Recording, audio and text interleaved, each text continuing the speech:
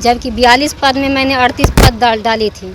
उसमें मैंने English Hindi typing को नो की थी, फिर भी मुझे टाइपिंग के लिए कॉल किया गया। मेरे पास कॉल लेटर भी अभी भी है, और आज मुझे कहा जाता है कि पद प्राथमिकता के आधार पर आपको योग्य नहीं पाया गया। तो किस आधार पर मुझे डीवी के लिए? मैं तो सिर्फ नॉन टाइपिंग के लिए थी, तो फिर मुझे बुलाया क्यों गया? जब मेरे पास मार्क्स ही नहीं था तो फिर मुझे क्यों बुलाया गया? लेकिन मैडम मेरा मार्क्स भी सही था, जैसे कि हमसे कम नंबर वाला का जो मेरे साथ था उनका भी सिलेक्शन हुआ है। तो मैडम मेरा यही मांग है कि जब मेरा सब कुछ सही है, सब डॉक्यूमेंट दिया गया है, कंप्यूटर दक्षता दिया गया है, टाइपिंग भी दिया गया है, और हम जनरल कैटेगरी में भी है, और पंचायत सचिव में कुछ पोस्ट खाली है सामान्य वर्ग से, फिर भी मेरा सिलेक्शन नहीं लिया गया। अब अगर 177 पोस्ट के लिए जब काउंसलिंग लिस्ट निकाला जाएगा उसमें तो नए बच्चों को डाला जाएगा।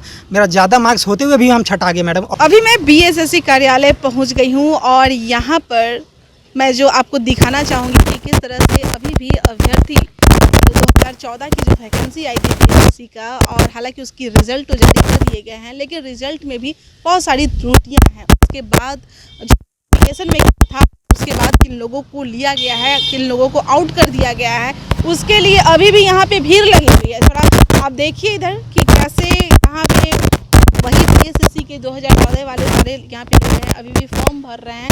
जो इनके साथ प्रॉब्लम हुआ है और आयोग में ये जमा करेंगे। चलिए हम इन लोग से एक एक करके जानते हैं कि आखिर क्या माजरा है, क्या हुआ है।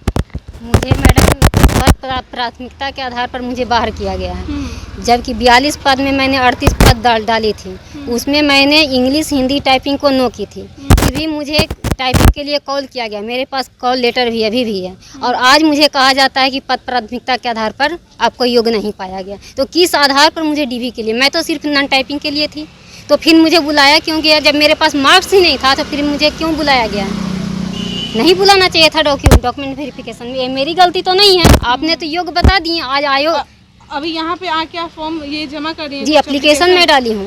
अच्छा, क्या बोला जा रहा है अंदर? अभी तो कुछ नहीं, पूछे भी कि रैंक लिस्ट कब तक जारी किया जाएगा, तो अवलोकन करते रहे। आज 8 दिन हो गया, कब तक अवलोकन करते रहेंगे? डेट फिक्स नहीं है, तो बिना रैंक लिस्ट जारी किए हुए ही मेरिट लिस्ट जारी हो गया। मुझे ये कहना है। चलिए आप बताइए, आप यहाँ पे किस लिए आए हैं भाई? मैडम 8.5 साल में तो एक बार रिजल्ट दिया गया, और डीवी के लिए जब बुलाया गया तो मेरा सब कुछ डॉक्यूमेंट सही है। मैंने सब पोस्ट का प्रेफरेंस दिया था, और मैं नॉन टाइपिंग पोस्ट के लिए ही एलिजिबल था। फिर भी मैं अपना सब डॉक्यूमेंट दिया, लेकिन क्या हुआ, जब रिजल्ट निकाला गया तो मुझे इनएलिजिबल 1777 में डाल दिया कि आप एलिजिबल नहीं हैं मेरिट के आधार पे। लेकिन मैडम मेरा मार्क्स भी सही था, जैसे कि हमसे कम नंबर वाला का जो मेरे साथ था उनका भी सिलेक्शन हुआ है। तो मैडम मेरा यही मांग है कि जब मेरा सब कुछ सही है, सब डॉक्यूमेंट दिया गया है, कंप्यूटर दक्षता दिया गया है, टाइपिंग भी दिया गया है, और हम जनरल कैटेगरी में भी है, और पंचायत सचिव में कुछ पोस्ट खाली है सामान्य वर्ग से, फिर भी मेरा सिलेक्शन नहीं लिया गया। अब अगर 177 पोस्ट के लिए जब काउंसलिंग लिस्ट निकाला जाएगा उसमें तो नए बच्चों को डाला जाएगा।